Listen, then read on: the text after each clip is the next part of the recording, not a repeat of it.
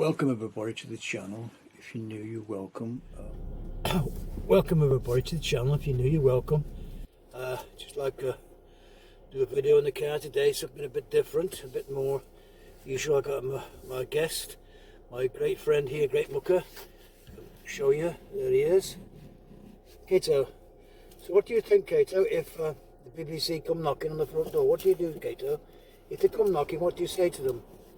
Tell me. Oh yes, what do you say to them? If the BBC come knocking, yes, what do you say? That's it, you say nothing, don't you? Very good, very good. You say nothing. If the BBC come knocking, try and say license, you say nothing. And today he's out for a bit of a run out because he loves coming in the front seat. He has got a lead at the bottom here so he can't jump about. It's a lead that he has on, haven't you? It's a lead that you've got a lead on. It's a bit lower down.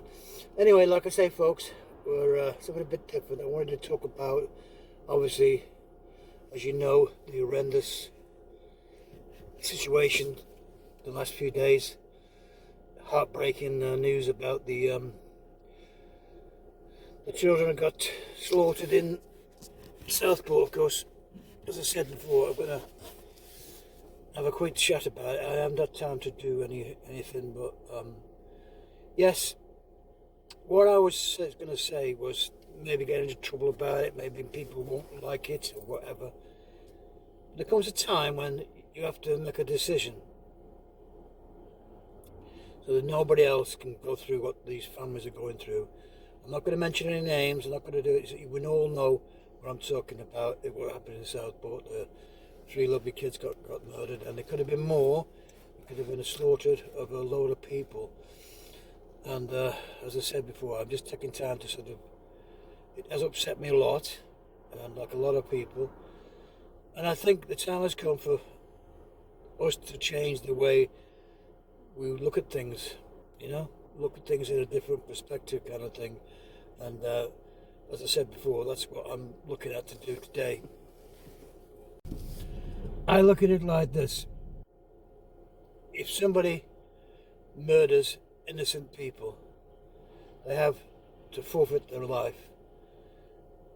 An eye for an eye, as it's called in the Bible, whatever it is. I'm not too knowledgeable about the Bible, but in my mind, if you deliberately, which he did in this case, you know, completely murder innocent people for whatever reason, whatever your agenda is, I don't know. Kato, you're looking like you want to go for a walk. I think the time has come to have a look at the death penalty, basically. I'm not one, well, I wasn't one for bringing in the death penalty, bringing it back. I've never been one. I've been quite a person against it, you know, because, you know, if you bring back the death penalty, you can say yourself, well, you're just doing the same evils or what they are, you're killing people. But when you come across this, what's happened, it's time to say enough's enough, you know. And I know in America there's certain states where they have the death penalty in. I'm just going to turn the car off. Sorry about the engine noise. There's certain states where they have the death penalty, and you know, for certain crimes, and that's what should happen here in this country now. We've got so many things happening over the last 5 or 6 years, maybe. And of course, if you're carrying a knife, you get 10, 15 years jail. Why do you need to carry a knife in public?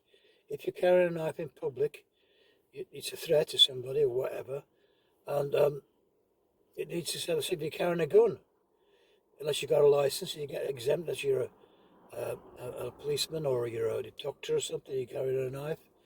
There's got to be something that you can have an exemption for, and you know, you'll be allowed to carry a knife or a weapon or something like that, you know, if you're protecting property or something, or if you're, you know, an armed police officer, that's an exemption. But the general public, we don't need to walk around with knives. You need a knife for the kitchen to cut some food up or eat with, you know, a joint of meat or something. A knife should be in the house. If you're outside, walking about, say, London or Birmingham or any major city, and you're carrying a knife, a policeman sees you, you should be arrested and say, well, what are you carrying a knife for? You don't need a knife. And that's one thing that could be changed. Of course, the death penalty is not a nice thing, but I believe that it's got to be thought about. It's got to be brought. It's got to be talked about, because that is a deterrent. Because this guy is going to be looked after now for the next 70 years, 80 years, or whatever long as he lives, and that's a burden on other people. His life is ended. A solution would be the death penalty, because then the families have their redemption. Their kind of day in court and forgiveness, maybe. I don't know. Whatever they want to call it, they want to forgive them and say, yeah, we don't want the person killed, or whatever. Fair enough. That could be put in the death penalty situation. It could be put in there. My dog's gone to sleep now. Sadly, he's not. He's getting a bit tired today. Yes, there needs to be a ruling. Exemptions for certain people. Maybe I don't know. It needs to think what you want to do. What we should do in a civilized society. We're not going to go around killing people. But when a person like this has been caught red-handed with a knife in his hand, he's banged up for rights, because he would have killed the 26 people in that building.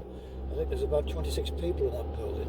I'm not even mentioning the guy's name. I don't want to do that, and I'm not mentioning the people who sadly have passed. I don't want this video to be about them in particular. It's just what we can do to stop this ever happening again. We're bringing back a deterrent, maybe the death penalty, in certain circumstances. I know the old saying was, well, you can kill innocent people if you got the wrong person who did the murder. But in this particular case, we know who it is. We know who is caught red-handed. So it's an open and shut case, And I think in the war, if you didn't fight, a lot of people had shell shock in the first and Second World War. It was a lot of people who just had enough of the bombing and shelling, and they were numb sometimes. They had, and of course, if you refused to fight, I'm not sure. I think if anybody can tell me that, I think you got shot on the spot. Something like that. I don't know what the death penalty was if you deserted or refused to fight. I think he got shot on the battlefield. I'm not quite sure about that. I'd have to find out more about that. But this is just a general video just saying that, to put it out there, to say this is what I feel. It's not the first time this has happened. There's a lot of other things have happened that makes you feel like, well, what can we do to stop all this madness? Innocent people getting innocent people losing their lives when they have just children, innocent people at a pub concert or a venue, and you get a madman or somebody who's doing it in their name of something else. He's doing things and he's taking innocent people's lives, causing more and more heartache for a lot of people. And should we be, letting this happen without a deterrent? And of course, we don't want to bring back public hanging, because obviously, like the Romans did. Did the Romans have the gladiators? Yeah, gladiator were the Roman. They had a Sunday. They had all the people who've been bad. They had to fight to get away. They had a Colosseum. Was it in the Colosseum where they used to, all the criminals and bad people used to have to fight in the Colosseum, and it was a bit of fun for them. I don't really do going back to that civilization. But we are a civilized people, and of course, if people can't be civilized with us, then they lose that right to become part of our society. And the time has come where it's got to be thought about what the options are. shall we bring back? I know we're civilized people. We don't want to go around killing other people because we'll just be as guilty as them. But there comes a point where, you know, innocent lives, innocent people are dying here for not on their reason, not a reason at all. And it's not fair. It's not on, folks. Why should people be getting slaughtered? I mean, my subject obviously is about the BBC. You know, what they get up to, of course. And of course, with this particular issue of bringing back the death penalty, there needs to be, I mean, if there's a petition online, like there was with this government, the new government, you know, happy with the government, you could probably petition on the government website and get this debated. If you get 100,000 people who are debating this, you know, it has time. It has time to be debated, and an issue will come up with it. The people in Parliament represent our feelings, what we want to have, what laws we need to safeguard our kids and children, you know, families and friends and stuff. That's what the protection is about. And of course, in major cities like London, there's so much crime going on with this knife crime. If you got caught with a knife, you get 10, 15 years jail, maybe 20 years jail. And that's the rules. You know, we have to have rules. And if you don't do it, you're banged up, and you know the rules. It's like, you know, it's not like you're not going to know what the consequences are. You know the rules, and the children at school get taught that you're not allowed to carry a knife in public. You know, like I say, I can film in public. I can take photographs in public, you know, stuff like this. That's something that can be done. And so in the public domain, you have to protect other people, so you're not allowed to carry a knife. If you're caught with a knife in your pocket, you're arrested. And that's to stop the crime right away in major cities. But I'm nobody, I'm just an ordinary guy thinking about it and asking you what you think in the comments, what you think you should do, you know, what your say. When you get a channel like, let's say if you get a channel on YouTube, you may have to be careful what you say, because some things don't go down well on YouTube, as you know, but I've got a channel, I've got a voice, and we've all got a free speech in this world at the moment. What happened over this Southport issue, a lot of things happen and need to be investigated. Why did it happen? Why does this person, why was he let out to do things like this? A lot of mistakes were made. And let's face it, you make mistakes, then, like, you know, you make mistakes and you learn from them. You don't make them again, and you don't let it happen again. It doesn't happen because, you know, we all make mistakes every day, but we don't want any more mistakes. We don't want any, I don't know, I mean, the only forgiveness is from people, is the families involved in this. They could have the death penalty sentence made up if they wanted to, if they wanted to have the death penalty brought back in this particular case. They could have clemency for the person who's done it, but maybe something like that could happen. But bringing it back to the death penalty, a humane death penalty, that means by, in this day and age now, we've got so many humane ways of passing people on, a drug or a you know, a painless thing, you know. It could be organised so that it's not, we're not harming people. We're just you know, having a we're not going to gas people really, and stuff like that, like the Germans, you know, stuff like this. It's got to be done in a humane way. We'll find a way to do it. How to? Well, it's not killing people. It's not killing people as such as they forfeited their right because they've done wrong. And you know, I think in Norway, the Icelandic, the Vikings had their own way, didn't they? The Vikings had their order. If you did something wrong, you took the consequence. You went to Valhalla by taking their oath, and you'd do an honourable death. Yes, an honourable death, and then you would go and see him in whatever called heaven or whatever. And so you took that way out, but you had an honourable death.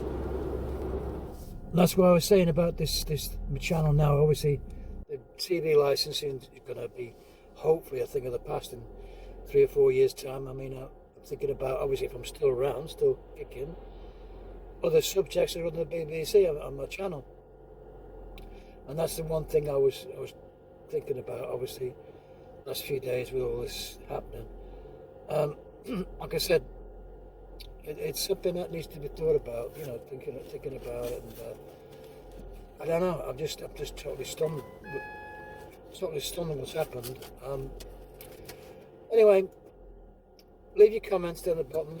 Subscribe if you wish. It's up to you. It helps the channel out a lot. And of course, I'm going to take my mate, my mucker, out for a walk. Luckily, he's feeling a bit better today, I suppose.